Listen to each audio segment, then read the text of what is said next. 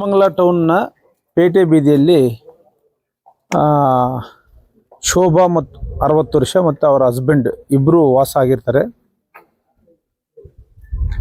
ಈ ದಿನ ನಮಗೆ ಈವ್ನಿಂಗ್ ಮಾಹಿತಿ ಬರ್ತದೆ. ಇವರ ಹಸ್ಬೆಂಡ್ ಲಾಸ್ಟ್ 10 to 12 ಇಯರ್ಸಿಂದ ಬ್ರೈನ್ ಸ್ಟ್ರೋಕಲ್ಲಿರ್ತಾರೆ. ಆತನ ಎಲ್ಲ ಆರೈಕೆಯೂ ಸಹ ಈ ಶೋಭಾ ಹೆಂಡ್ತಿನೇ ಮಾಡ್ತಾ ಇರ್ತಾರೆ.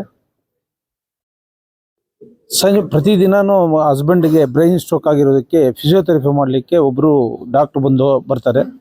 ಅವರು ಸಂಜೆ 6:30ಗೆ ಬಂದಾಗ ಈ ಶೋಭಾ ಕೊಲೆ ಮಾಡಿರ್ತಾರೆ ಯಾರೋ. ಸೊ ಆ ಬಗ್ಗೆ ನಮಗೆ ಮಾಹಿತಿ ಸಿಗ್ತದೆ. ಅದರಂತೆ ಬಂದು ಈಗ ತನಿಖೆಯನ್ನು ನಡೆಸ್ತಾ ಇದ್ದೀವಿ. ಸೊ ತನಿಖೆ ಎಲ್ಲ ಆಯಾಮಗಳಲ್ಲೂ ಸಹ ಮಾಡಲಾಗ್ತದೆ. ತನಿಖೆಯಿಂದ ಏನಾಗಿದೆ ಅಂತ ಹೇಳ್ಬಿಟ್ಟು ದುಡ್ಡು ಬರ್ತದೆ. ನಾನು ಮತ್ತೆ ಇದ್ರ ಬಗ್ಗೆ ಮಾಹಿತಿ ನೀಡ್ತೀನಿ. Thank you. ಈಗ ಈ ಹಂತದಲ್ಲಿ ಯಾವುದೇ ತೀರ್ಮಾನಕ್ಕೆ ಬರ್ಲಿಕ್ಕೆ ಸಾಧ್ಯ ಇಲ್ಲ. ತನಿಖೆ ನಂತರ ಈ ಬಗ್ಗೆ ನಾವು ಸ್ಪಷ್ಟವಾಗಿ ಹೇಳಲಿಕ್ಕೆ ಸಾಧ್ಯ ಆಗ್ತದೆ. ಎಷ್ಟು ಜನ ಸೇರಿ ಮಾಡಿರ್ಬೋದು ಸರ್ ಈ ಘಟನೆ? ಇದು ಘಟನೆ ಬಹುಶಃ ಯಾರೋ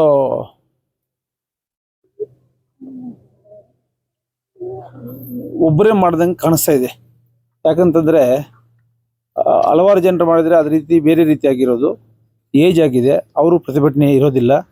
ಹಾಗಾಗಿ ಇಷ್ಟೇ ಜನ ಅಂತ ನಿಖರವಾಗಿ ಈ ಹಂತದಲ್ಲಿ ಹೇಳಿ ಕಷ್ಟ ಸಾಧ್ಯ ಆಗ್ತದೆ. ತನಿಖೆಯಿಂದ ದುಡ್ಡು ಅಂತ ನಾವು ಮಾಹಿತಿ ತಿಳಿಸ್ತೀವಿ. ಘಟನೆ ನೋಡಿದ್ರೆ ಏನಾದ್ರು ಚಿನ್ನಾಭರಣಕ್ಕೆ ಮಾಡಿರೋದಾ ಇಲ್ಲ ಏನಾದ್ರು ಫ್ಯಾಮಿಲಿ ಡಿಸ್ಪ್ಯೂಟ್ ಏನಾದ್ರು ಇತ್ತಾ ಸರ್? ಇಲ್ಲ, ಈಗ ಯಾವುದು ಇದ್ರ ಬಗ್ಗೆ ವಿಚಾರಣೆ ಆಗಿಲ್ಲ. ಯಾಕಂತಂದ್ರೆ ಅವರಿಬ್ರು ಏಜ್ ಆದವರಿದ್ದಾರೆ. ಈ ಹಂತದಲ್ಲಿ ನಾವು ಯಾವುದೇ ಹೇಳಿದ್ರೆ ಅದು ತಪ್ಪಾಗ್ತದೆ. ತನಿಖೆಯಲ್ಲಿ ಇದೆಲ್ಲ ದೃಢಪಡ್ತದೆ.